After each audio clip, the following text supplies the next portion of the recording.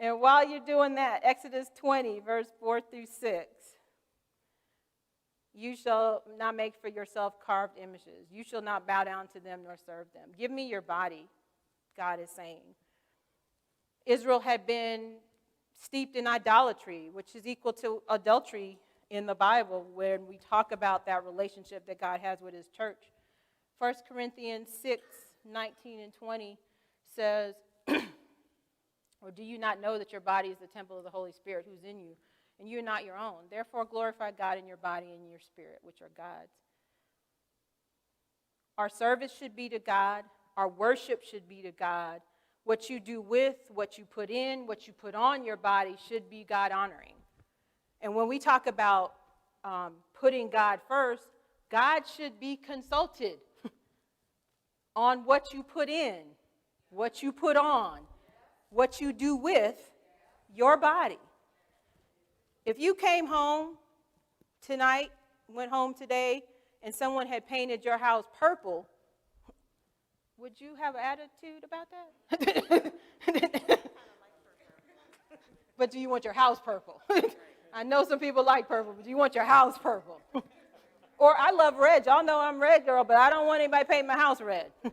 Maybe the door. When we start to really embrace the fact that this belongs to God, then we aren't going to put stuff on it, put stuff in it, do stuff with it, because it's his. He gets to say that's okay.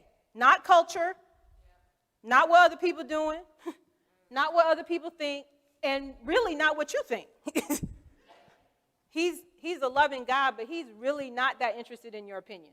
Because he's just like, okay, y'all cute and stuff, but you don't know. You don't know what you're talking about.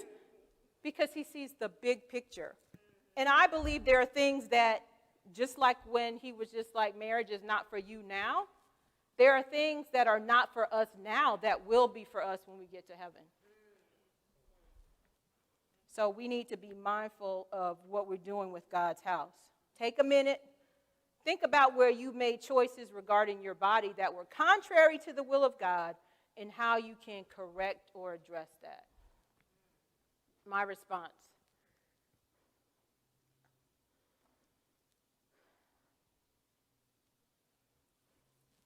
And I know that God is talking.